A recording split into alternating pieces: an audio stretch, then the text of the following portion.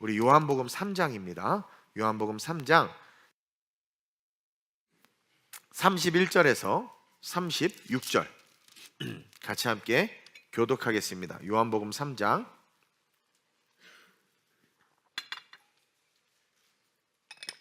31절에서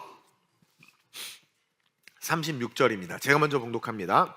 위로부터 오시는 이는 만물 위에 계시고 땅에서 난 이는 땅에 속하여 땅에 속한 것을 말하느니라. 하늘로부터 오시는 이는 만물 위에 계시나니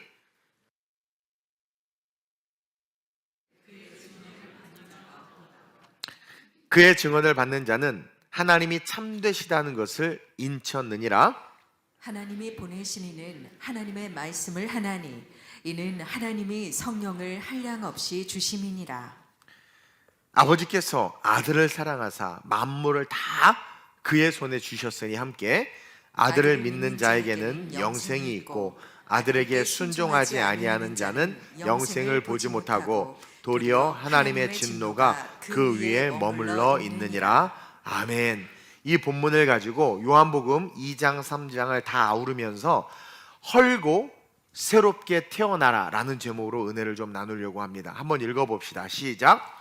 헐고 새롭게 태어나라. 아멘. 2000년 전에 오신 우리 예수님은 이 땅에 오셔서 십자가에서 죽으시고 부활하셨습니다. 여러분, 기독교에서 예수님이 이 땅에 오셨다는 것, 인카네이션 하셨다는 것과 그분이 사망 권세를 이기고 부활하셨다는 사실은 기독교의 핵심입니다.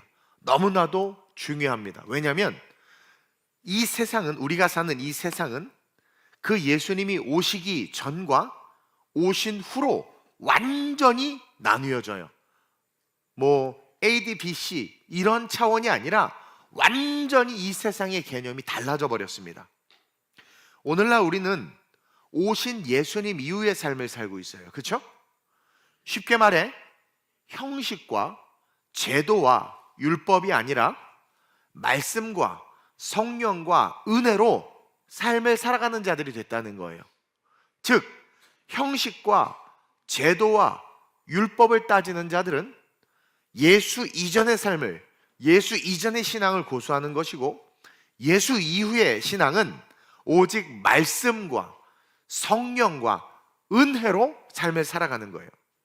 그래서 원래는 토요일에 예배를 드렸는데 그것은 예수님 오시기 전이었고, 예수님이 주일날 부활하심으로 말미암아 이제 우리의 예배는 부활의 주님이 다시 오실 것을 기대하면서 이전의 율법과 어떤 과거의 것들을 끊어내시고 우리를 새롭게 만드신 그 거룩한 주일을 우리가 기념하여 예배를 드리게 된 거예요.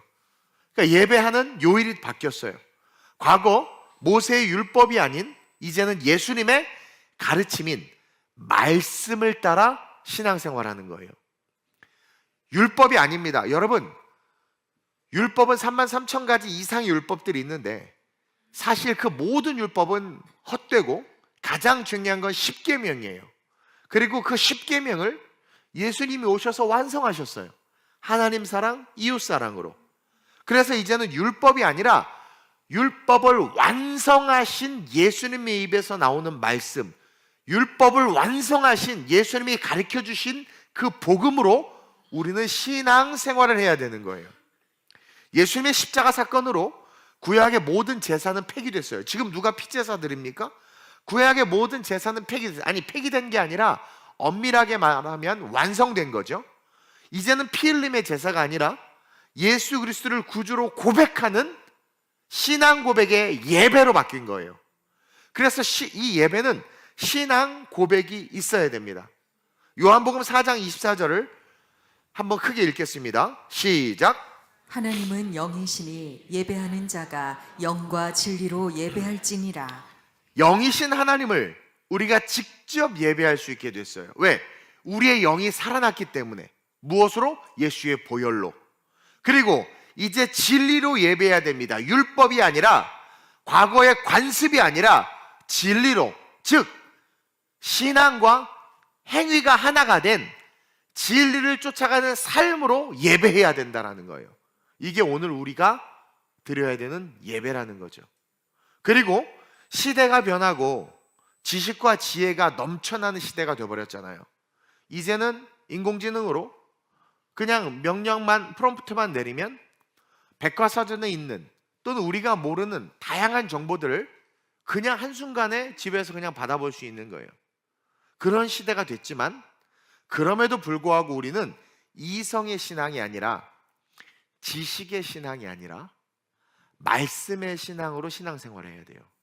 이게 무슨 말이냐면, 말씀의 신앙생활이라는 게 무슨 말이냐면, 성경을 연구하고 분석해서 새로운 신학의 틀을 만들어내는 지식의 신앙이 아니란 말이에요. 성경을 연구해서 뭔가 새로운 이론과 새로운 신학의 틀들을 만들어서 그것을 쫓아가는 신앙, 쫓아가는 예배가 아니라는 거예요. 변화하는 세상 속에서도 이 기록된 말씀을 지키는 신앙생활을 해야 돼요. 즉, 이 말씀이 시대와 함께 변화되는 것이 아니라 시대 속에서 이 말씀이 지켜질 수 있도록 신앙생활을 해야 되는 게 오늘 우리의 신앙이어야 된다는 거예요. 왜냐하면 오늘 본문 36절에 성경이 이렇게 이야기하고 있습니다. 시작. 아들을 믿는 자에게는 영생이 있고 아들에게 순종하지 아니하는 자는 영생을 보지 못하고 도리어 하나님의 진노가 그 위에 머물러 있느니라. 보세요. 아들을 믿는 자에게 영생이 있대요. 예수 그리스도죠. 즉 영생은, 영원한 생명은 천국인데 그 천국은 아들을 믿는 자에게 있다라는 거예요. 시대가 바뀌고 AI 시대가 오고 요즘에 성경에 대해서 연구하는 사람들이 많다 보니까 외경, 정경 이외의 외경에 대한 이야기들을 하기 시작하고, 또 동일한 복음서들도 수많은 사본들이 있었는데 그 사본들에 대해서 우리가 관심을 가져야 한다. 따라서 이 정경이 인간에 의해서 수정되고 편집되고 교정되었기 때문에 우리가 성경을 그대로 믿는 것은 오류이거나 위험할 수 있다라는 헛소리들을 하고 있는 게 이 시대란 말이에요. 이성과 지성이 지배하는 시대 속에서 사람은 그 이성과 지성으로 하나님의 말씀까지도 이 우리의 인간의 틀 속에서 재해석하려고 하고 있다는 거죠. 근데 그것은 신앙이 아니에요. 그냥 아들을 믿는 것, 다시 말하면 기록된 말씀을 믿고 이 말씀대로 삶을 사는 자들에게만 영생이 있는 겁니다. 그러면서 또 뭐라고 기록하고 있어요? 순종하지 아니하는 자, 즉 아들의 말씀을 그대로 믿지 않는 자들, 이성과 과학과 세상을 통해서 말씀을 변화시키는 자들, 말씀을 세상에 끼워 맞추는 자들, 그러한 자들은 영생을 보지도 못할 뿐만 아니라 도리어 뭐라고 기록하고 있습니까? 하나님의 진노가 그 위에 머물러 있게 된다고. 하나님의 진노가. 다시 말하면 아들을 믿지 아니하면 영생에 관한 진리, 이 말씀에 관한 진리, 성경이 기록한 하나님의 뜻을 볼 수 없어요. 아들을 믿지 아니하면 이것은 그냥 흰색은 종이고 검은색은 글씨일 뿐이라는 거예요. 그러나 아들을 믿으면 마치 조명이 탁 켜지는 것처럼 성령의 조명을 받게 되고 그 성령의 조명을 통해서 행과 행, 자간과 자간 속에 흐르는 살아있는 하나님의 말씀, 레마의 말씀이 나에게 다가온단 말입니다.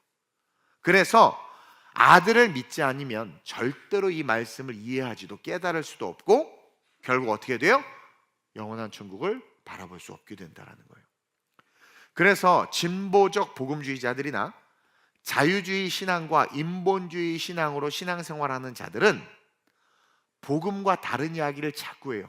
기독교 윤리실천운동본부 같은 인본주의적인 신앙관을 가지고 신앙생활하는 자들은 자꾸 기독교를 윤리로 이야기합니다. 기독교를 도덕으로 이야기합니다. 자유주의 신앙을 가진 자들은 자꾸 기독교에서 개인의 자유를 중요시 여겨요. 개인의 인권을 중요시 여겨요. 술 마셔도 돼, 담배 펴도 돼, 너 하고 싶은 거 해도 돼, 그딴 걸로 주님이 우리를 뭐라 하지 않아 라는 자유주의로 신앙을 이야기한다는 거죠. 결국 그들은 스스로의 머리에 하나님의 진노를 쌓아놓고 있다는 거예요. 그러면서 천국 갈 줄 착각하고 있는 거죠. 그리고 자기가 그렇게 인본주의와 자유주의로 말하는 그 말들, 설교들, 신앙에 대해서 의롭다 여겨요. 그러면서 그렇게 의롭다 여기고 자기가 맞다라고 말하면서 결국은 어떻게 되는 거예요? 지옥으로 가는 거예요. 여러분, 진보적 복음주의자들이 뭐라고 말하냐면, 진보적인 복음주의자들은 타종교와 대화를 시도하려고 합니다. 타종교에서 가치를 배우려고 해요. 연세대 모 교수 같은 유튜브에 많이 나오는 분들은 진보적 진보적 복음주의자들이죠. 그래서 타종교도 이해하고 우리가 창조론을 말하지만 진화론에도 관심을 가져야 된다고 말합니다. 그게 진보라는 거죠. 그러면서 성경뿐 아니라 문화와 역사를 포함해서 융통성을 가지고 성경에 접근을 해야 된다고 말하는 게 진보적 복음주의자들이고, 그 진보적 복음주의자들 때문에 미국의 복음주의가 무너졌죠. 또 성경을 비평해야 된다고 말해요. 성경을 그대로 받아들이는 것이 아니라 비평할 수 있어야 되고 다원주의를 받아들일 수 있어야 된다고 말합니다. 그게 진보적 복음주의자들이 하는 말이에요. 또 때로는 윤리와 도덕이 성경보다 앞서야 될 때가 있다고도 말해요. 자유주의, 인본주의는 말할 필요도 없이 성경의 권위를 무시해버립니다. 얘네들은. 자유주의나 인본주의는요, 조금 깊게 들어가 보면 신의 존재까지도 부정해요. 그리고 신앙에서 개인의 자유와 선택이 아주 중요하다고 가르칩니다. 신앙에서. 그리고 종교의 전통보다 개인의 경험, 심지어 상상도 중요하다고 말해요. 그래서 자유주의와 인본주의의 신앙으로 그런 목사 밑에서, 그런 교회에서 성장한 사람들은 자꾸 꿈 얘기를 많이 하고 환상에 대한 이야기들을 많이 해요. 말씀의 이야기보다는 상상의 이야기들을 많이 합니다. 왜냐하면 자유주의와 인본주의는 그런 것들을 가르칩니다. 계시, 환상, 꿈, 이런 것들. 이런 잘못된 신앙관이 교회와 성도들을 오염시키고 그 오염된 신앙의 모습들이 지금 사회 속에서 나타나고 있어요. 한국은 기독교 신앙인들이 상당히 많고, 또 기독교 신앙인들이 사실은 그 화이트 칼라, 또 주 세력이에요. 주된 세력들이 사실은 기독교인들입니다. 그 기독교인들이 대한민국을 발전시키고 이끄는데 사실은 리더 역할을 감당했고 앞장서 있었어요. 근데 그들이 다양한 신앙관을 가진 교회와 목회자 밑에서 또 다양한 어떤 이런 신학적 이론들, 이 신학의 이론을 모르죠. 그러나 그런 신학의 바탕을 둔 설교를 듣다 보니까 본인도 모르게 자유주의 신앙을 갖게 되고 인본주의 신앙을 갖게 되고 세속주의 신앙을 갖게 되는 거예요. 그리고 그런 교인들이 각계각층에서 활동하면서 여러 모양으로 나타나는 그런 모습들, 그런 것들이 지금 사회 속에서 나타나면서 어찌 보면 지금과 같이 한 예수, 우리가 믿는 예수는 하나인데 그 한 예수, 다양한 생각, 한 예수, 다양한 믿음으로 세상이 혼란과 혼돈에 빠진 건 아닌지 돌아보게 됩니다. 왜냐하면 같은 목사들끼리 갈등을 하고 반목하고 같은 성도들끼리 분열하고 찢어지는 이유들을 볼 때 제가 봤을 때는 그 이유밖에 없어요. 예수에 대해서 잘못 듣고 말씀에 대해서 잘못 듣고 성경에 대해서 잘못 이해하고 있기 때문에, 그것이 세상의 이슈와 연결되면서 같은 그리스도 안에서의 한 형제 자매들이 분열되거나 나눠진 것은 아닌가. 같은 성경에 같은 예수를 믿는데 사회 현상에 대해서 어떻게 다르게 볼 수 있을까? 같은 예수, 같은 성경을 믿는데 어떻게 그 사건에 대한 가치와 판단이 다를 수 있을까? 그렇죠? 동일한 사건에 다른 결론들이 도출되는 것을 보면 우리는 다시 우리의 신앙을 점검하고 교회도 점검하고 삶을 점검해야 될 줄로 믿습니다. 그래서 제가 제목을 헐고 새롭게 태어나라고 이야기하는 거예요. 우리부터 한번 점검해 봅시다. 그래서 첫째로 시작. 우리는 우리의 과거의 성전을 헐어야 합니다. 우리 TGC 성도 여러분, 저를 포함해서 오늘 우리의 과거의 성전을 헐어버립시다. 자, 오늘 이 본문 3장 하반절에 끝나는 이 본문 앞서 등장하는 장면이 예수님이 성전을 청결하게 하는 사건이에요. 그 온유하시고 인자하신 예수님이 가죽끈을 잡으시고 여러분 성전 안에서 이거 뭐예요? 가죽끈을 휘두르시면서 상을 뒤엎으셨어요. 상상이 됩니까? 여러분 제가 그러면 저거 목사야 하고 교회 다 떠날 거리요? 예수님이 그러셨단 말이에요. 정확하게 말하면 성전을 파괴해 버렸어요. 왜냐 헐고 다시 짓겠다고 그랬어요. 파괴하라고 그랬으니까. 성전을 파괴하신 겁니다. 내가 사흘 동안 다시 짓겠다는 거예요. 그것은 뭡니까? 지금의 이 성전은 잘못됐다. 성전 안에서 예배드리는 모든 예배도 잘못됐고 제사도 잘못됐고 제사장을 비롯해서 모든 것이 성도들까지도 잘못됐다는 거예요. 다 싸잡아서 다 잘못됐어요. 보니까 정말 다 잘못됐더라고. 요한복음 2장 19절입니다. 시작. 예수께서 대답하여 이르시되 너희가 이 성전을 헐라 내가 사흘 동안에 일으키리라. 우리는 헐어야 되고 예수님이 사흘 동안에 일으키신 복음의 성전, 복음의 신앙으로 회복돼야 돼요.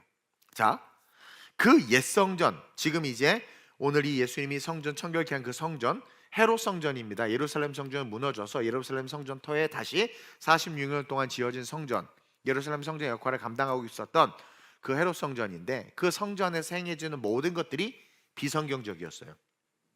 그러니까 하나님의 성전에서 행해지는 모든 것들이 비성경적이었어. 하나님의 뜻과 상관없이 하나님과는 전혀 상관없이 어긋난 제사였고 하나님의 뜻과 어긋난 예배였고 어긋난 신앙이었다라는 거예요. 우리 안에 그런 것들을 찾아서 헐어야 됩니다.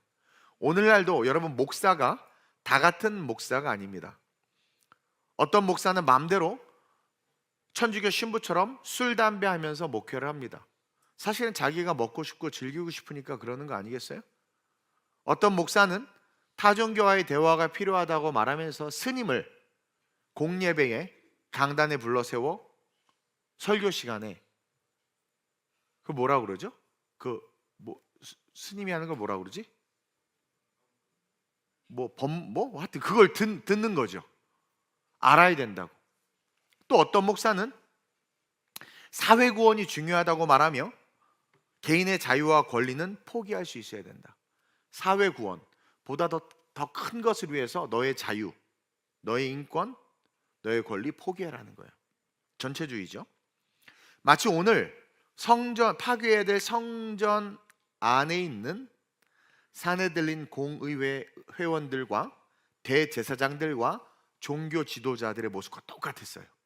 그런 목사들이 있어요. 지금 이들은요 성도를 대상으로 폭리를 취합니다. 헌금 가져와라, 안수 받고 뭐 해라. 성도를 대상으로, 교회를 대상으로 장사를 하고 성전을, 오늘날 이 교회를 강도의 구럴로 만들어버리는 목사들이 있어요. 그러니까 하나님을 예배하게 하는 게 아니라 헛된 예배, 헛예배, 빈 예배를 드리게 하는 거예요. 그러니까 하나님이 예배를 받지 못하도록 가르치고 있는 거예요. 여러분 똑바로 알아야 돼요. 정말 있어요. 우리가 올바른 복음주의와 성경 중심의 세계관을 갖지 못하면 우리가 하는 모든 종교적 행위들이 강도짓이 됩니다. 헌금기도도 강도짓이고 설교도 강도짓이고, 그렇죠? 성도들 돈 뜯어내려고 하는 설교, 찬양도 강도짓이야. 은혜 받기 위해서 뭔가 돈을 뜯어내려는, 이게 강도짓이란 말이에요. 그러니까 올바른 복음주의와 성경 중심의 세계관을 갖지 못하면 우리가 하는 모든 종교적 행위들이 강도짓이란 말이에요. 10에 2조 3조 내면 더 큰 복을 받는다라는 것은 강도짓이죠. 영혼들을 유린하고 죽일 수 있는 짓입니다. 그래서 다양한 생각과 사고를 가지고 살아가는 성도들에게 올바른 말씀을 가르치는 게 가장 중요합니다. 그래서 예수님 역시 첫 번째로 중요시 여기면서 사역하신 게 티칭이셨어요. 티칭 가르치시고, 프리칭 설교하시고, 힐링 치유하셨어요. 치유가 먼저 아닙니다. 선포 설교가 먼저 아니에요. 가르침이 먼저예요. 그리고 이 가르침과 선포가 하나 되어 교회 안에서 하나님께서 허락하신 게 설교예요. 그래서 우리 교회는 코칭 설교라는 겁니다. 제가. 그리고 예수님이 가르치신 사역을 가장 중요시 여겼고, 그 연속성이 방금 말한 것처럼 교회에서 이 설교예요.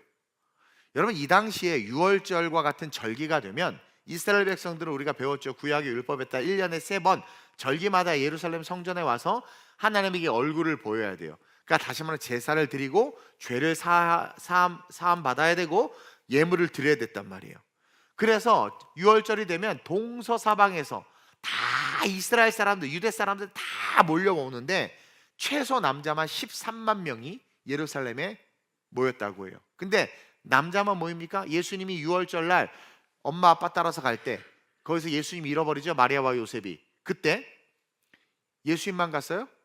요셉이 예수님만 데리고 갔습니까? 마리아도 가고 예수님도 가고 또 요셉도 가고 친족들이 다 갔잖아. 그래서 역사학자에 따르면 그 당시 예루살렘에 6월절에 모인 인구가 거의 100만 명 이상이 예루살렘에 모였다고 해요. 그래서 예루살렘 교회를 성전을 중심으로 다 텐트를 치고 일주일간 거기서 그렇게 노숙하면서 제사를 드리고 예배를 드렸다고 해요. 그렇게 많은 인원이. 그리고 그들이 이제 성전 들어가서 예배를 드리려고 하면 성전세를 내야 됩니다. 성전세. 속전을 해야 되는데 그 성전세는 세겔로 내게 돼 있어요. 세겔, 은이에요. 세겔이라는 유대의 화폐로 성전세를 내야 되는데 그게 반세겔이 세금입니다. 반세겔, 성전세. 오늘날로 막 헌금이죠. 근데 이 반세겔이 한 이틀치 노동자의 임금 정도 돼요. 오늘날로 따지면 뭐 한 30만 원, 한 40만 원 정도 되겠죠. 근데 이 성전세를 사내들린 공회의 회원들이 관리를 했어요. 그러니까 얘네들이 기득권을 가지고 바리새인들인데 얘네들이 성전에 들어온 사람들이 세금을 받아요. 근데요, 그 당시에 많은 사람들은 무슨 화폐를 갖고 다니냐면 세겔은 유대인들만 쓰고 제사장들만 쓰는 돈이란 말이에요. 근데 그 당시에 로마가 다 지배하고 있고 헬라 문화권에 있는 사람들은 무슨 돈을 쓰겠습니까? 다 로마 화폐를 쓴단 말이에요. 그래서 예수님이 세금을 어떻게 해야 됩니까? 그러니까 야, 돈 갖고 와봐 했더니 걔네들 유대인들, 제사장들, 바리새인들 주머니에 로마 화폐가 있었던 거예요. 근데 로마 화폐나 헬라 화폐는 그 화폐 동전에 시저의 얼굴이 있기 때문에 성전 세금으로 못 받아요. 우상 숭배이기 때문에. 그래서 그걸 바꾸는 거예요. 그래서 사내들린 공의회 회원들이 로마 화폐를 가지고 오면 은으로 세겔로 바꿔주는 거예요. 그러면 정직하게 바꿔주면 되잖아요. 그냥 제대로 바꿔주면 되죠. 근데 50% 환율, 이놈의 환율 그냥 50%의 환율을 적용해서 엄청나게 폭리를 취하는 거야. 그러니까 유대인들은 말도 못해. 왜? 바리새인들이니까. 사내들린 공의회 의원들, 그러니까 재판관들이야. 판사예요. 요즘에 판사 이 무슨 다 맛이 같죠. 그렇게 하는 거예요. 폭리를 취하는 거예요. 몇 명이 모였다고 그랬습니까? 100만 명. 그 수익이 그게 얼마나 큰 시장인지 알겠죠. 그랬던 거예요. 그러니까 남자만 쳐도 13만 명인데 그 돈이 얼마냐고요. 그리고 또 한 가지, 대제사장. 자, 사내들인 공의회 회원들, 바리새인들이 있습니다. 그 다음에 이제 대제사장들, 대제사장과 따르는 제사장들이 있겠죠. 그 제사장들이 하는 일이 있었는데 그들은 양문 앞에 딱 서서, 여러분 양문 알지요? 38년 된 병자가 양문 곁에 우물이 동하면 들어가려고 거기 행각에 누워 있었잖아요. 그 행각 옆에 양문이 있었는데 그 양문이 뭐냐면 하나님 앞에 제물로 드릴 양들, 가축들이 들어가는 문이 양문이에요. 그 양문 앞에 대제사장이 딱 서 있는 거예요. 그러면서 이제 6월절이니까 백성들이 집에서부터 정말 흠없고 소중한 양을 데리고 와요. 염소를 데리고 비둘기를 데리고 옵니다. 그럼 제사장이 거기서 딱 해서 딱 봐. 그래서 얘 안 돼. 그럼 빠꾸야. 흠이 없어도 얘 아니야. 빠꾸. 흠이 있어도 얘 오케이. 이게 목사예요? 이게 대제사장입니까 이게? 그러는 거예요. 그래서 근데 이 제사장 얘는 흠이 있어 그러면 그걸로 제물을 못 드려. 그럼 이 사람 어떻게 해? 번제를 드리고 속죄제를 드려야 되는데 어떻게 해? 안 되는 거예요. 그래가지고 보세요. 그리고 생각해 봅시다. 원근각처에서 제물을 갖고 오는데 그 먼 거리를 걸어 오다 보면 아무리 이쁜 양, 흠없는 양도, 여러분 새 차 타고 아무리 해도 달리다 보면은, 그쵸? 날아오는 돌에 맞기도 하고, 하여튼 그래서 막 굽에 키스가 나기도 하고, 그 가시에 찔려서 이렇게 피가 나기도 하고, 털이 좀 뜯기기도 하고, 지들끼리 싸워가지고 막 여기 까지기도 하고 막 그런단 말이에요. 그럼 흠이 있어서 안 받아. 근데 사실 그건 흠이 아니거든요. 뭐 어쨌든 안 받는 거예요. 그러니까 어떡합니까? 제사는 드려야 될 게 없고. 그래서 성전에 뭐예요? 가축 파는 데가 있었다고 그러죠. 거기서 살 수밖에 없는 거야. 근데요, 그 당시에 울며 겨자 먹기로 이들이 재물을 갖고 온 그 재물을 대제사장이 빠꾸를 하니까 사야 되는데, 그 당시에 감람산 주변과 성전 이방인의 뜰에 가축 시장이 엄청나게 많았대요. 근데 거기서 그걸 사야 돼. 근데요, 거기서 산 양들은요, 거기서 산 재물은요, 어떤 표가 있었겠죠. 무조건 통과해, 제사장이. 그러니까 통과. 그러니까 그 가축 시장. 근데 그 가축 시장을 누가 운영했느냐? 이 대제사장이 운영했어요. 대제사장이. 그러니까 자기 시장에서 산 가축은 다 통과야. 다 통과. 그러니까 마음 다해 뜻을 다해 재물을 갖고 와도 정말 신령과 진정으로 드리고 싶어서 갖고 왔는데, 이거 헌돈이 안 돼. 너 여기 밑에 1층 가서 전사한테 돈 바꿔와. 근데 전사님이 환율을 수수료 50% 났대. 10,000원 바꿔달랬더니 5,000원밖에 안 줘. 막 이런 일이 벌어지고 있는 거야, 실제로. 그러니까 사람들이 나중에 어떻게 됐느냐? 성도들이 익숙해져 가지고 재물을 정성스럽게 준비해서 안 와. 어떻게 해요? 돈 들고 와. 돈 들고 와가지고 가축 시장에서 사. 그리고 뻔뻔하게 샀어요. 거기 산 거야. 그냥 통과. 이런 엄청난 짓들이 성전에서 벌어지고 있었던 거예요. 그러니까 예수님이 왜 채찍을 들고 휘둘렀는지 이제 이해가 좀 되시죠? 그렇게 개판이었다는, 개판. 그래서 예수님이 그 성전을 보고 뭐라고 표현합니까? 강도의 굴얼. 이제 그 단어가 이해가 돼. 강도. 이런 대제사장이 날강도고, 그렇죠? 바리새인이 날강도야. 여러분, 그런 교회가 오늘날 있다 없다? 있다. 강도의 굴얼이 돼버린 거예요. 강도의 굴얼. 성도들을 영적 지도자들이 어떻게 하고 있는 겁니까? 죽이고 있는 거예요. 오늘날도 이런 영적 지도자들이 너무 많아요. 요한복음을 한번 볼게요. 2장 14절에서 16절 시작. 성전 안에서 소와 양과 비둘기 파는 사람들과 돈 바꾸는 사람들이 앉아 있는 것을 보시고 노끈으로 채찍을 만드사 양이나 소를 다 성전에서 내쫓으시고 돈 바꾸는 사람들의 돈을 쏟으시며 상을 엎으시고 비둘기 파는 사람들에게 이르시되 이것을 여기서 가져가라. 내 아버지의 집으로 장사하는 집을 만들지 말라 하시니. 어떤 사람은 이걸 보고 예수님이 ADHD다, 성인 ADHD다 막 이러는데, 설명을 들으니까 왜 예수님이 이렇게 하셨는지 이해가 되겠죠.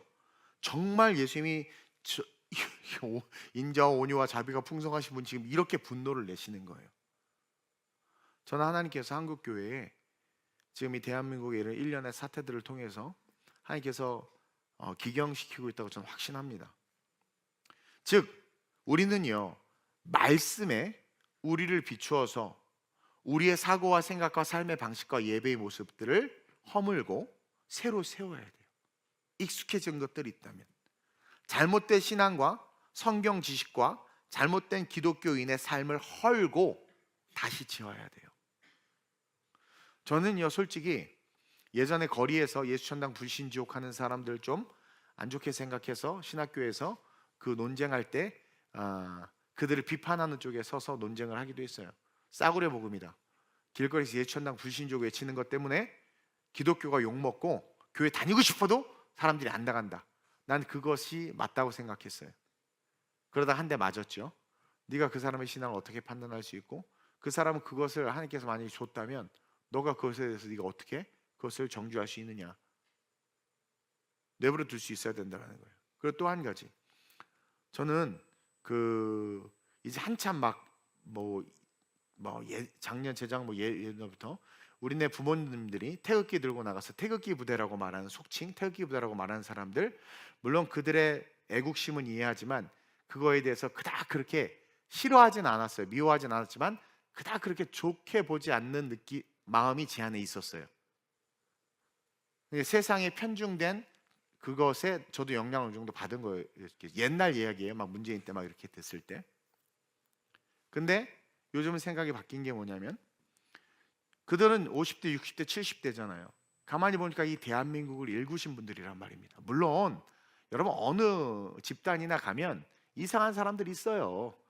저도 어느 교회 집회 갔을 때 자꾸 아멘 아멘 하는 분이 있는데 잘못된 말에도 아멘을 해. 그리고 막 기도하는데 막 이상하게 하여튼 귀신 들고서 기도하는 사람 교회도 있고 다 있어. 그런 집단에 가면 좀 이상한 분들 있어요. 있어. 비닐로 죽고 막 이상한 분들 있어. 막 욕하고 막 없을 수 없어. 어디나 있어요. 근데 제가 어떤 생각이 들었냐면 이 대한민국을 세우신 분들이란 말입니다. 우리네 부모님들. 그렇죠? 50대는 아니구나. 아직은 60대, 70대, 80대. 여러분 그들이요. 대한민국을 위해서 뭐 깃발 들고 막 외치고 누가 밥 준다고 그러면 줄 서서 밥 얻어먹을 막 줄 서고 벌벌벌 떴는데 그러고 있다고. 여러분 그들이 보잘것없고 초라하고 가난하고 뭐 그런 분들인 줄 알죠? 나 아는 내 친구 목사님 아버님 대형 교회 은퇴하셨어요. 집이 10억에 자산이 엄청나요. 근데 거기서 줄 서서 오뎅 드시고 태극기 흔들고 계셔. 거기 있는 대부분의 어르신들 5, 6, 7, 8억 하는 집들 다 갖고 계시고 자식들 판사, 변호사, 의사, 교사 다 만든 부모들이고요. 돈 있는 사람들이에요. 근데 워낙 그렇게 아껴 쓰던 게 몸에 배어 있고 그냥 그렇게 사시던 분들이야. 그게 아무렇지도 않아. 근데 우리는 편향된 시선과 시각을 가지고 그렇게 오해하고 왜곡해서 안 좋게 보는 마음들이 있는데 저는 그 마음도 헐고 새롭게 세우려고 해요. 나는 존경스러운 마음이 갑자기 들더라고. 그분들이 없었으면 이 대한민국도 없었고 우리도 없었는데, 그렇죠? 우리가 어떠한 생각과 누구를 만나서 어떠한 말을 듣고 어떠한 공부를 하고 어떤 것을 배우느냐에 따라서 우리의 길이 잘못될 수 있다는 거예요. 유대인들은요 오랜 시간 그렇게 제사장과 바리새인들에 의해서 그렇게 처음에는 화가 나고 분노했죠. 근데 그것이 오랜 시간 지속되다 보니까 익숙해진 거예요.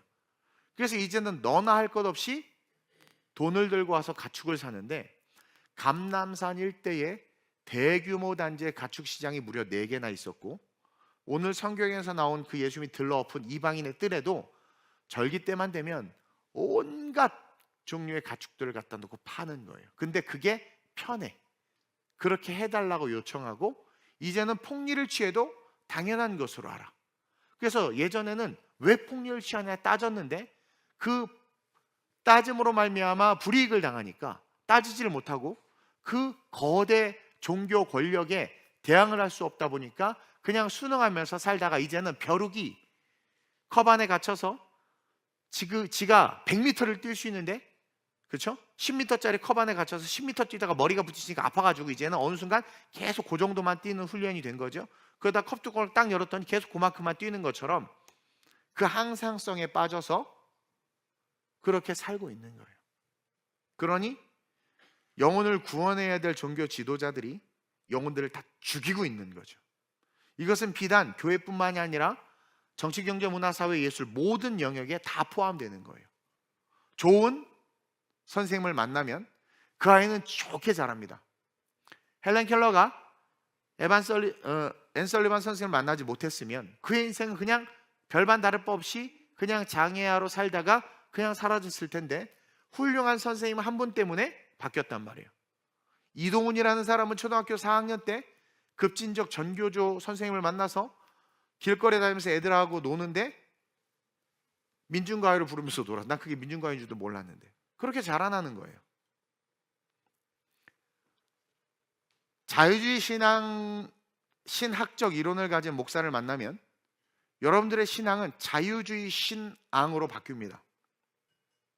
회개에 대해서 중요시 여기지 않고 성령을 인정하지 않아요.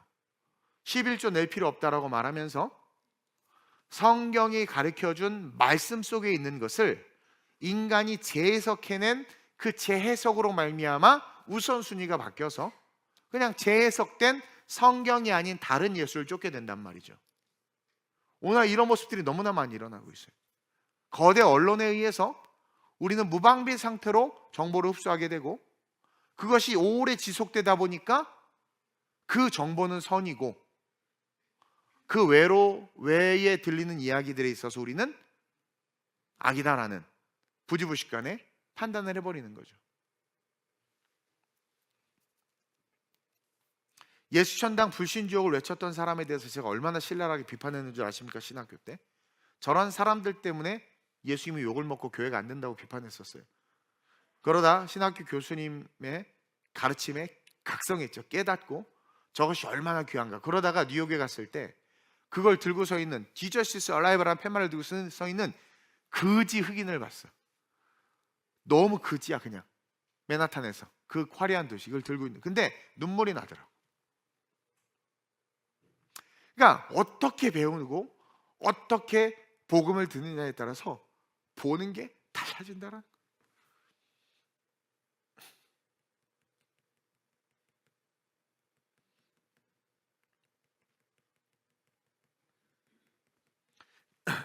말씀에 우리를 비춰봐서 우리의 사고와 생각과 삶의 방식과 예배의 모습을 허물어야 돼. 그러니까 잘못된 신앙과 성경 지식과 잘못된 기독교인들의 삶을 헐고 다시 지어야 돼. 18절 21절입니다. 시작. 시대 너희가 이 성전을 헐라 내가 사흘 동안에 일으키리라. 유대인들이 이르되 이 성전은 46년 동안에 지었거늘 내가 3일 동안에 일으키겠느냐 하더라. 그러나 예수는 성전된 자기 육체를 가리켜 말씀하신 것이라. 그래서 예수 이전이 의미가 없어져요. 그러니까 예수 이후에 신앙이 진짜 신앙인 거예요. 이 성전이 46년 동안에 지어졌다는 것은 예루살렘 성전이 회파됐단 말입니다. 로마에 의해서. 그리고 그 회파된 자리에 46년간 헤롯 성전이라는 이름으로 지어진 성전을 말하는 거예요. 어쨌든 그 예루살렘 성전의 계보를 잇고 있는 그 성전을 헐어버리라는 거예요. 왜냐하면 그 안에서 행해지는 모든 것들은 나랑 상관이 없어. 그걸 쫓으면 죽을 수밖에 없는 거예요.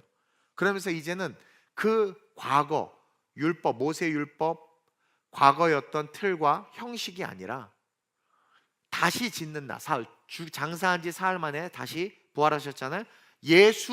예수로 말미암는 신앙으로 바뀌지 아니하면 머리에 죄를 쌓고 지옥 간다라는 거예요. 그러니까 자기 육체, 오직 말씀. 예수는 성전된 자기 육체, 말씀이에요. 말씀, 오직 말씀. 자기 육체를 가리켜 말씀하신 거예요. 오직 말씀. 그래서 우리는 우리의 사고와 이성과 이념과 생각과 삶을 말씀대로 바꿔야 돼요. 헐고 말씀으로 다시 세워야 돼요.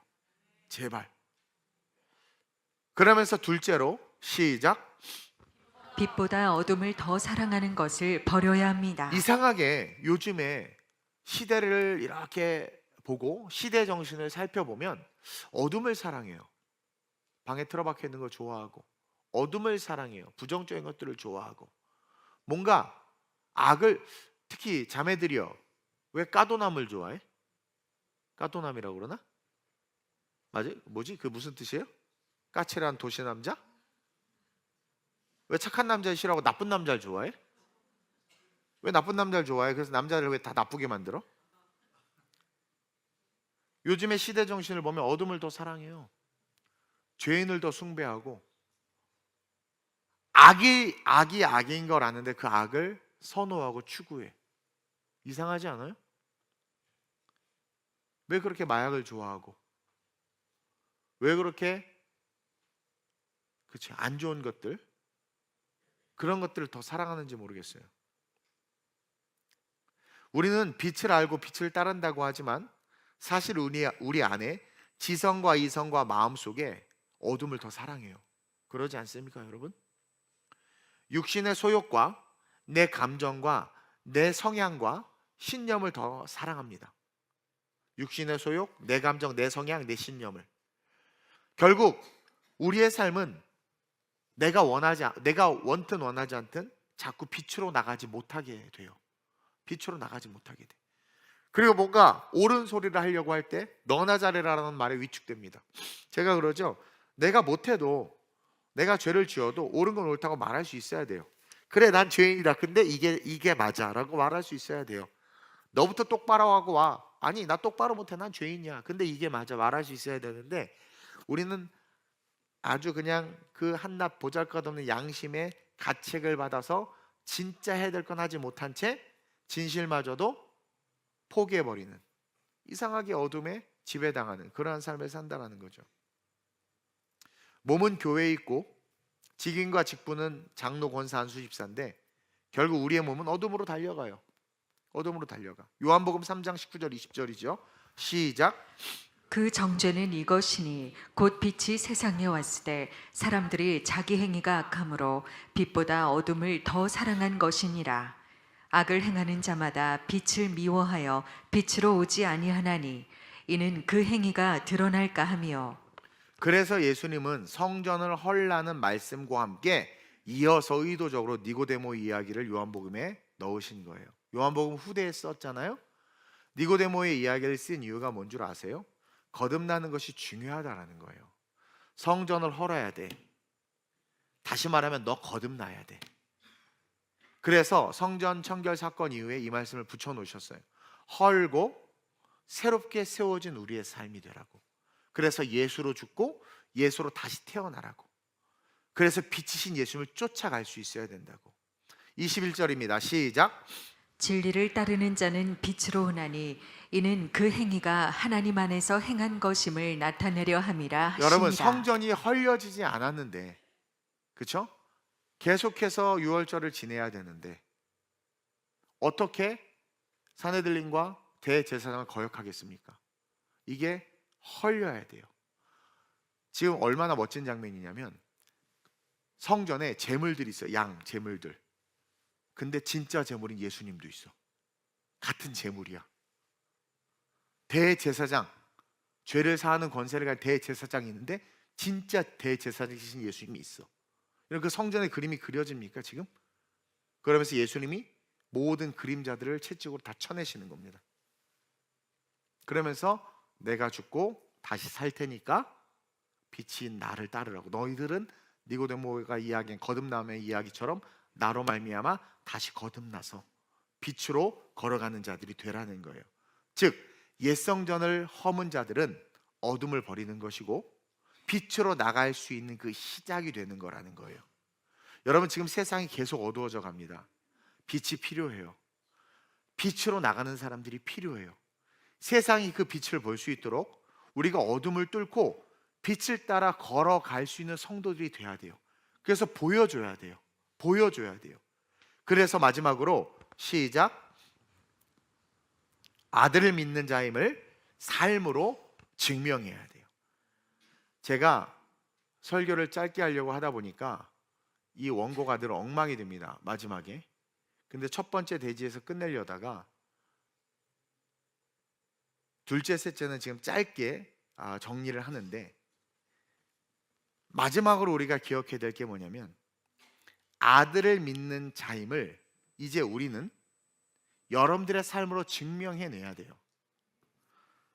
모든 옛 것을 헐고 예수로 말미암아 거듭났다면 이제 그 거듭난 것을 삶으로 증명해내야지 진짜 그리스도인이라는 거예요.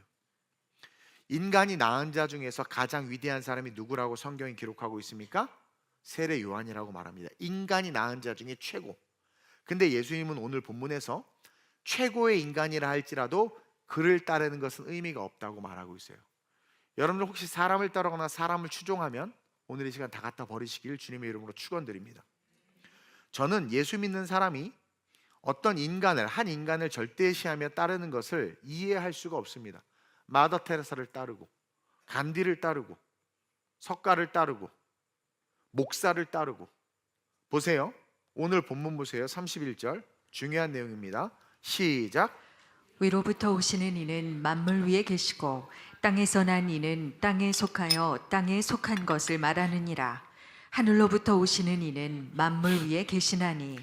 지금 예수님께서 결론적으로 어떤 이야기를 하고 싶으시냐면 위로부터 오시는 이는 만물 위에 계시다. 즉 우리가 믿고 따르는 분은 예수님이어야 된다. 땅에서 난 이는, 이 땅에서 난 이가 누구냐면 세례 요한을 말하는 거예요.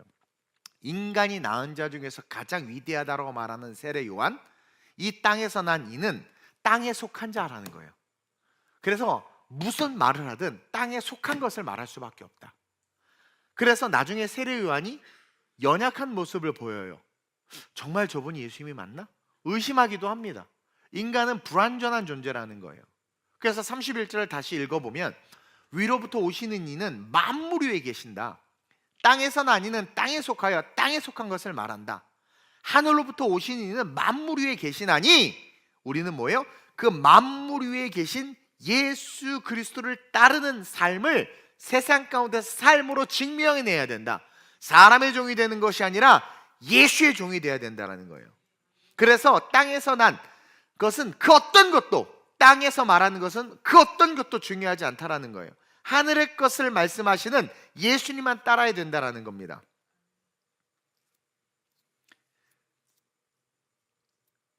여러분, 사람을 추종하고 따르는 자들은요, 하나님의 아들 예수 그리스도를 따르는 자들이 아니에요. 미안하지만 교회를 다니는데도, 교회를 다녀요, 예수를 믿는데 사람을 따르고 사람을 추종하면 예수 그리스도를 따를 수가 없어요.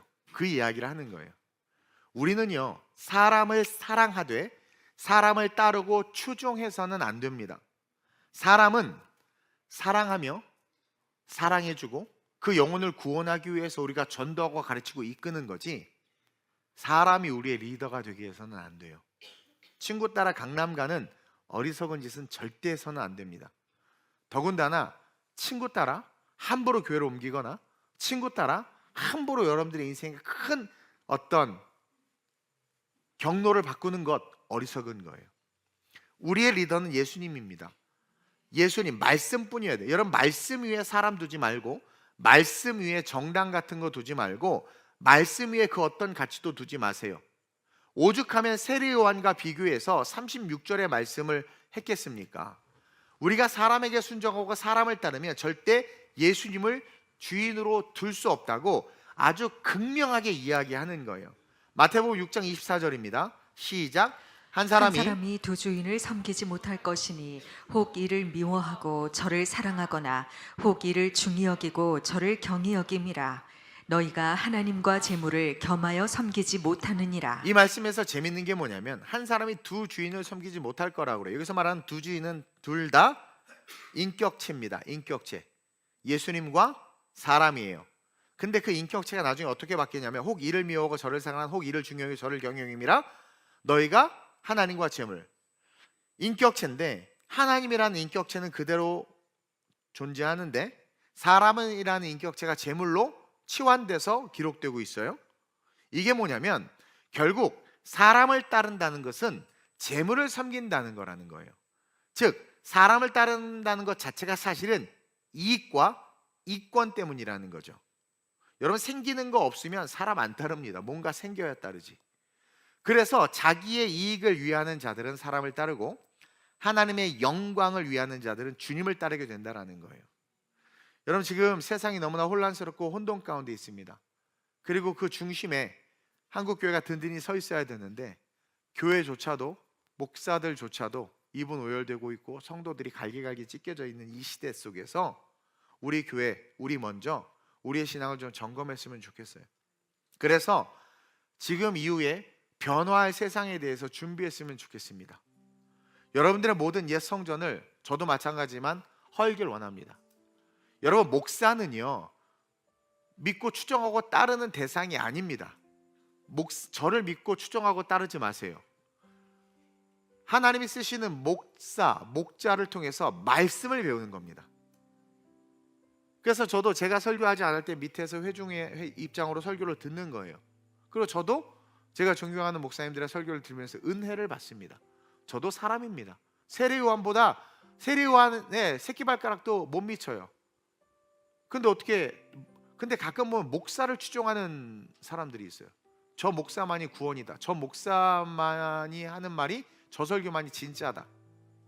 그럼 다른 설교는 다 가짜인가? 그런 논리적 모순이 어디 있습니까? 모든 교회와 모든 목회자는 그리스도이신 예수만을 증거해야 되고 우리는 예수님만을 쫓아야 돼요. 그리고 목사들은 성도들이 예수를 잘 쫓을 수 있도록 가르쳐야 돼요. 자기의 사견이나 자유주의, 인본주의적인 그런 헛된 이야기를 해서 안 돼. 하고 싶어도 성경의 이야기 앞에서 겸허히 다 내려놓을 수 있어야 됩니다. 그래서 저에게도 하는 말씀 설교이지만 여러분들에게 함께 나누고자 했던 핵심은 그거예요. 여러분 앞으로 세상이 어떻게 변할 줄 몰라요. 어제 어떤 집사님이 나한테 카톡이 왔어요. 어제 저기 서부지검 앞에 갔었나 봐요. 너 목사님 진짜 목사님 말처럼 젊은 사람들이 엄청 많던데요. 팩트라니까. 미디어 리터러시가 높아진 이 시대 속에서 정확한 정보들이 주는 그 팩트를 가지고 싸우는 사람들이 많이 일어나고 있죠. 어쨌든 이제 앞으로 어떤 세상이 펼쳐질지 모르지만 그날이 가까이 올수록 세상은 악해집니다. 악해져요. 근데 저는 계시록에 나오는 그 이기는 자가 대한민국이라고 생각을 합니다. 그 이기는 자는 그 환란 속에서 계속해서 복음을 증거하고 다니거든요. 다시 말하면 마지막 때 지금 지구, 제가 어제 세계 지도를 벌써 다 봤어. 나라들을 다 봤어요. 복음을 가진 나라, 그 복음을 전하는 나라 진짜 대한민국밖에 없더라고. 모르겠어요. 미국이 다시 복음주의가 회복되면 같이 콜라보를 이루면 너무 좋겠지만 지금 처절하게 무너졌습니다. 유럽 교회 가보세요. 완전 개인주의예요. 완전 자유주의예요. 유럽에. 변화할 세상을 알기 때문에 지혜로운 자들은 준비해야 되겠죠.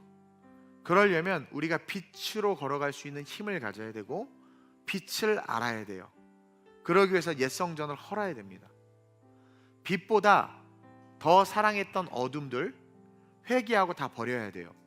그리고 내가 하나님의 아들을 믿는 자임을 세상에 보여줘야 돼요. 그러니까 정말 나라를 사랑하는 사람들은 그 애국에 대한 것들을, 나는 야고보 사도의 모습이 보이는 거예요. 너는 주둥이로 말하는데 난 내 행함으로 내 믿음을 보인다. 너는 믿음이 있니? 그렇다면 우리도 점검해 봐야 되지 않겠습니까? 정말 내가 믿음이 있나? 정말 믿음이 있으면 나라는 둘째치고라도 내가 섬기는 몸된 교회 하나 정도는 지킬 수 있어야 되는데 그러지 못하고 있잖아요. 행함 없는 믿음은 죽은 믿음이라고 했는데 한국 교회가 다 죽은 것 같아서 가슴이 아픕니다. 관습과 율법과 전통 아니에요. 이것을 헐어버리고 내 고집과 아집과 항상성으로 익숙해진 을에 돈 바꿀 때, 세계로 바꿀 때 을에 쟤네들은 받아, 을에 이렇게 되는 거야, 그냥 이렇게 하면 돼, 이런 것들 다 버리고 다 끊어버리고 하나님의 아들을 믿는 자임이 드러날 수 있도록 새롭게 리뉴얼 되시길, 아니 다시 지어지시길 주님의 이름으로 축원드립니다. 그럴 때 하나님은 우리를 통해서 반드시 작지만 우리 교회를 통해서 빛을, 그 소금의 능력을 드러낼 거예요. 제가 며칠 전에 설교했죠. 우리가 아버지의 뜻대로 걸어가기 시작하면 그냥 우리는 걸어갔을 뿐인데 우리 안에 하나님의 큰 손이 나온다고 그랬어요. 다시 말하면 아버지의 뜻대로 살아가는 나를 통해서 하나님은 일하십니다.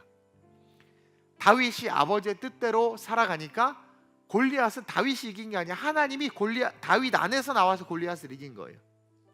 이스라엘이 아버지의 뜻대로 여리고를 도니까 마지막 나팔과 함께 함성을 지른 순간 하나님이 이스라엘을 진중에서 나오셔서 여리고를 밟아버리신 거란 말입니다. 여리고성을 나를 통해서 하나님이 드러나고 나타나게 해야 된다는 거예요. 근데 내가 헐리지 않고 내 사고, 내 생각, 내 고집, 내 아집을 버리지 않고, 그렇죠? 걸어나가면 오늘 말씀처럼 우리는 예수를 따르는 게 아니기 때문에 머리에 뭘 쌓아놓는 거예요? 숯불을 쌓아놓는 거예요. 죄를 쌓아놓는 거예요. 진노가 그 위에 머무는 거예요. 진노가 헐고 새롭게 태어납시다. 모든 영역에서. 그리고 삶의 자리에서 다시 한번 예수 그리스도만을 따르는, 기록된 말씀을 따르는, 말씀을 가지고 헛된 소리 하는 것 쫓아가지 말고 오직 기록된 말씀, 그 말씀 붙잡고 정말 마지막 이 시대에 빛과 소금으로서 하나님이 일하실 수 있는 길을 여는 그런 TGC가 됐으면 좋겠어요. 오늘 한번 기도합시다. 헐고 새롭게 태어나길 원합니다. 유대인들처럼 죄에 익숙해져서 죄를 방관하고 그냥 귀찮으니까 아유 쟤 건드려봐야 시끄러워, 사내들린 공회원들 건드려봐야 법원에 끌려가, 그러니까 그냥 아이고 좋은 게 좋은 거다 넘어가자가 아니라 옳은 것은 옳고 그른 것은 그르다. 기준이 뭔데? 예수다. 너 왜 그렇게 살아? 그게 맞아? 기준이 뭔데? 예수다. 여러분, 우리의 기준은 예수입니다. 그래서 모든 우리의 육적인 것들을 허물고 말씀으로 오직 예수 그리스도로 다시 태어날 수 있게 해달라고 기도합시다. 말씀을 쫓아갑시다. 빛이신 예수를 쫓아갑시다. 아들을 믿는 자에게는 영생이 있다고 했습니다. 아들에게 순종하는 자에게 영생이 있다고 했습니다. 순종하지 아니하는 자는 영생을 보지 못하고 주를 위해 사는 모든 것들이 결국은 그 머리에 진노를 쌓아두는 것이라고 했습니다. 열심히 제사장들이 제사드리고 바리새인들이 열심히 성전을 관리하고 열심히 절기를 지키지만 다 뭐예요? 그 머리 위에 진노를 쌓아두고 있는 거였단 말입니다.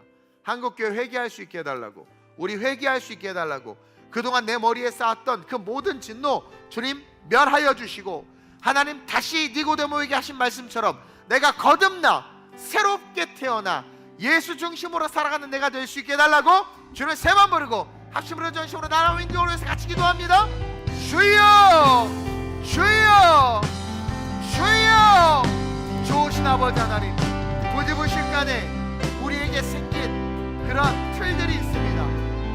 프레임들이 있습니다. 쓰고 싶지 않아도, 갖고 싶지 않아도 세상이 만들어주고 어느 순간 익숙해져서 그냥 그렇게 살아가는 모습들이 있습니다. 오늘 그 모든 것들을 헐길 원합니다. 헐고 다 헐고 온전히 예수만을 바라보고 하나님 그 예수만을 쫓아가며 걸어가길 원합니다.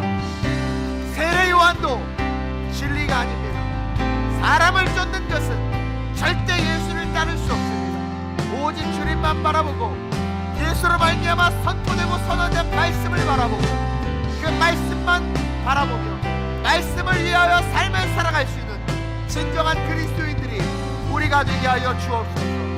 온갖 잘못된 신학 이론들이 난무하고 온갖 인간의 말들이 난무한 이 세상 가운데 그 말을 쫓아가는 신앙이 아니라 온전히 말씀, 육신이 되오신 예수 그리스도 그 주님의 가르침을 쫓아 우리가 하나님 머리에 진노를 쌓아두는 삶이 아니라 영생을 얻는 삶이 될 수 있도록 우리의 삶을 이끌어 주옵소서. 이 대한민국의 위기 속에 분열된 교회를 용서하시고 불쌍히 여겨 주옵소서. 하나님, 대한민국의 교회가 예수로 하나 될 수 있도록 모든 교회가 허물어지게 하시고 다시 말씀으로 거듭나 세워지게 하여 주옵소서. 모든 성도들의 사고와 생각이 하나님 다 허물어지게 하시고 부활하신 주님과 함께 다시 말씀으로 재정립되어 하나님 예수의 세계관을 가지고 말씀의 세계관을 가지고 삶을 살아갈 수 있도록 인도해 주옵소서. 나라와 민족을 위해서 기도해야 합니다. 우리 안에 있는 믿음이 실제인지 드러낼 수 있어야 합니다. 어둠이 다가옵니다. 더 큰 어둠이 옵니다. 그 어둠을 이길 수 있는 건 빛밖에 없습니다. 우리가 빛인 예수를 쫓아가면 어둠을 이길 수 있습니다. 우리는 어둠에 지배당하지 않습니다. 그리고 우리가 어둠에 지배당하지 않는 공동체를 만들고 그 안에 영혼들을 구원하며 오실 주님과 함께 천국을 바라보며 꿈꿀 수 있음을 고백하오니 우리 교회에 모험을 주시고 우리 성도들 깨어있게 하시고 특별히 교구장, 구역장 오늘 교육받을 텐데 정말 기존의 자기의 모든 것들을 헐고 새롭게 세워지는 거룩한 성전 될 수 있도록 주님 역사하여 주옵소서. 함께하여 주옵소서.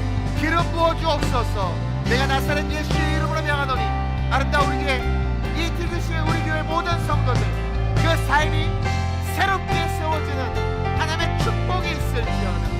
성령의 역사가 있을지어다. 이 나라의 민족의 모든 악한 세력들이 무너지고 하나님의 공의와 정의가 실현되며 선교의 강국, 복음의 강국으로 우뚝 서는 대한민국이 될지어다. 주의 청년들이 예수의 꿈을 꾸고 인류 구원의 환상을 보게 하소서. 한 손에 복음 들고 한 손에 사랑을 들고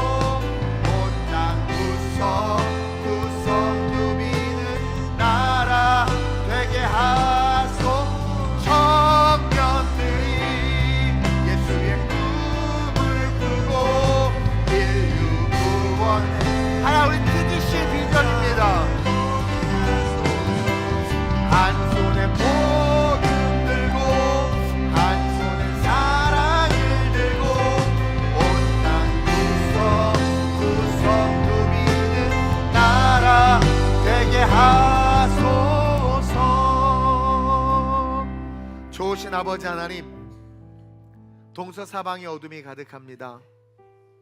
그것을 탓하고 손가락질하기 이전에 성전 안에, 교회 안에, 우리의 신앙 안에 어둠은 없는지 돌아보기를 원합니다. 우리 먼저 헐고 새롭게 지어지기를 원합니다. 부족한 종부터 헐고 새롭게 지어지기를 원합니다. 우리 성도들과 같이 헐어지고 말씀으로 새롭게 지어지기를 원합니다. 기독교는 예수님의 오심과 죽으심 이전과 이후로 분명하게 나누어집니다. 옛사람의 구습, 우리가 예전에 배운 교육, 예전에 받은 은혜, 예전에 경험한 그 경험에 함몰되지 말게 하시고 모든 것을 헐어버리고 내가 예수를 만난 그날로부터 그 예수의 말씀이 이끌어내서 살았나 돌아보며 그 예수를 다시 붙잡고 빛으로 걸어갈 수 있는 우리 모두가 되게 해 주옵소서. 교회 안에, 유튜브 안에 온갖 인간의 신학과 오만과 교만의 이론들이 가득합니다. 성경적 세계관이 그래서 중요하고 말씀의 신앙이 그래서 중요합니다. 수많은 예화들의 설교가 그 사람에게 주신 은혜인데 내 것은 아닌데 그것을 쫓게 만들었고 결국 응답되지 않는 삶 속에 기도가 사라지고 하나님에 대한 기대가 사라지면서 한국교회는 쇠퇴하기 시작했습니다.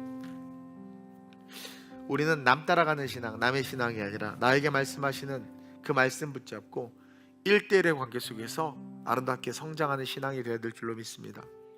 아름다운 우리 교회 더 글로벌 처치로 새롭게 변화되어 시작된 이 발걸음이 새롭게 지어지는 발걸음 되길 원하오니 종과 함께 우리 모든 성도들 사람 보지 말게 하시고 말씀과 하나님만 바라보고 성령 인도함을 쫓아 걸어가게 하여 주옵소서. 하나님, 부족한 종이 말씀을 잘 가르칠 수 있도록 지혜와 총명을 주시고 우리 성도들 영적으로 깨어 말씀을 잘 분별하여 하나님의 말씀을 잘 먹고 잘 자랄 수 있도록 인도해 주시며 이 교회가 말씀 안에서 든든하여져서 어떤 어둠이 와도 머리털 끝 하나 건들 수 없는 온전함을 갖추게 하시고 많은 영혼들을 구원하여 그 온전한 빛 가운데 거하게 할 수 있는 구원의 방조로 쓰임받게 하여 주옵소서.